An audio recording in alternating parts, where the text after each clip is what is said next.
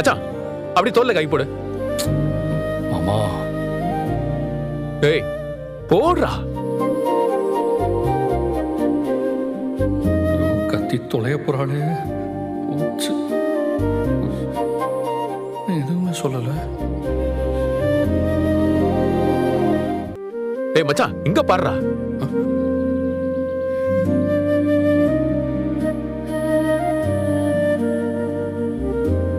சுரேஷ் வேற போஸ் கொடுங்க. சுரேஷ் அவ்வளவுதான் என்ன? கையை ஒன்னா சேர்த்து வச்சுக்கோங்க. அப்படி நில்லுங்க. போதும் மாமா. கொடுங்க கொடுங்க. கொடுங்க. மதி சூப்பர்.